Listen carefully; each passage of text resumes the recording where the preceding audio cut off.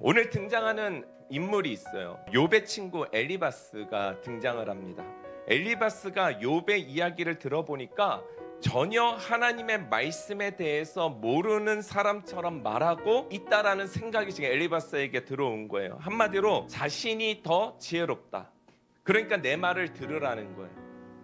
그러면서 하는 말이 동풍이 복부에 가득 찬 사람 같구나 라고 이야기를 해요.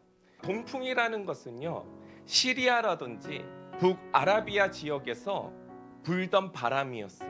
팔레스타인 방향으로 동쪽으로 이렇게 확 불어내는 바람인데, 그때 그 바람이 얼마나 강력하면 악질 중에 악질의 바람이라고 불리워지는, 갑작스럽게 그 돌풍이 부는 바람이었대요. 그래서 그 당시에 그런 바람을 비유해서 뭔가 고난과 고통과 힘든 가운데 있는 사람들에게 동풍이 복부에 있다라는 말을 썼다라는 거예요. 우리가 정말 누군가를 위해서 이야기해야 된다면요, 우린 정말 충분한 기도를 해야 돼요. 그래서 내가 하나님께서 주시는 사랑으로 그를 사랑하고, 진짜 사랑하고 긍휼히 여기고, 그의 십자가마저도 내가 대신 짊어질 마음이 있는 그 사랑만큼이 있지 않고서는 우리의 언행을 조심해야 된다는 거예요. 그런데 지금 이 친구를 보면은 그런 마음은 없어요. 그냥 옳고 그름만을 이야기하고 있는 거예요. 근데 진정한 변화라는 것은, 성경에서 말하는 변화라는 것은 그거예요. 사랑이라는 거예요. 어떤 사랑이냐면요, 친구를 위해서 목숨을 버릴 만큼의 사랑이 있어야지만이 진정한 변화가 일어난다는 거예요. 그걸 누가 진짜 몸소 보여주셨습니까? 예수 그리스도. 예수 그리스도께서 우리를 위하여 죽으심으로까지, 우리가 죽을 수밖에 없는 우리의 인생을 다시 살리시는, 그래서 우리가 예수 그리스도의 삶을 살아간다는 것은 잘못을 이야기하는 것을 넘어서서 사랑과 긍휼과 그를 위해서 죽기까지 사랑하고자 하는 그 예수 그리스도의 마음까지 우리가 실천할 수 있어야 그 가운데 생명이 들어가고 그 가운데 변화가 일어날 수 있다라는 거예요. 많은 말들이 사람을 변화시킬 수 있는 것이 아니라는 거예요. 사랑이 없는 어떤 옳음을 주장하는 것을 하나님은 뭐라고 말씀하시냐? 망령되게 하지 말라라는 거예요. 사랑이 없는 어떠한 세상의 도덕과 윤리는요, 오히려 하나님을 망령되게 할 수 있다라는 것을 욥기를 통해서 우리에게 말씀하고 계세요. 바른 말, 바른 지식, 바른 경험이 옳은 것이 아니라 하나님을 사랑하는 마음, 이웃을 내 몸과 같이 여기는 그 마음, 원수를 사랑할 수 있는 마음, 그 마음으로부터 살아내는 신앙, 태도, 그것이 열매가 되고 꽃이 되어 펴지는 실력들, 그것만이 하나님을 기쁘게 할 수 있다라는 것을 말씀하시는 거예요. 욥기에서 하나님께서 말씀하시는 맥락은요, 옳은 말을 하는 친구들 가운데 하나님이 계시지 않더라는 거예요. 친구들 하는 말이 틀린 말이 하나도 없어요. 다 맞는 얘기거든요.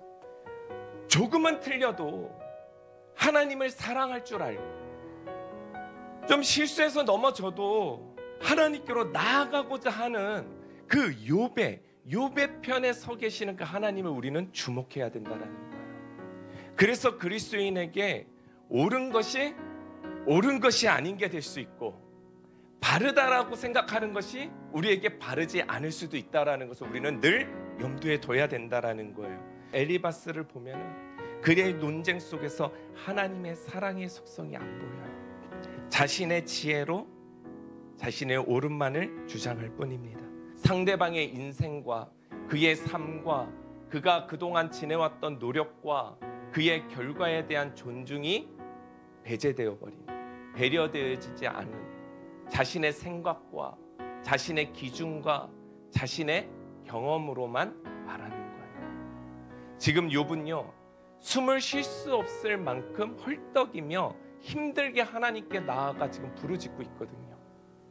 그리고 자신의 길을 묻고 있는 거예요. 도대체 저를 어떻게 하시려고 합니까, 하나님? 그런 자에게 다가가서 너는 이게 잘못됐고, 넌 이런 게 문제야, 이런 식으로 하면 안 돼.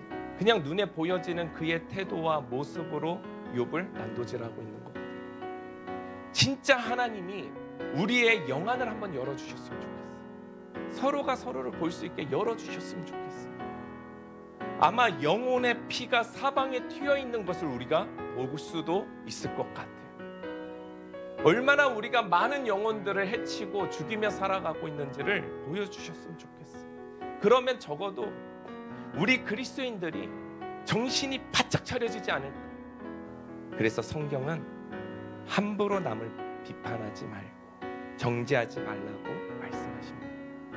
무엇이 의로운 삶입니까? 무엇이 지혜로운 삶입니까?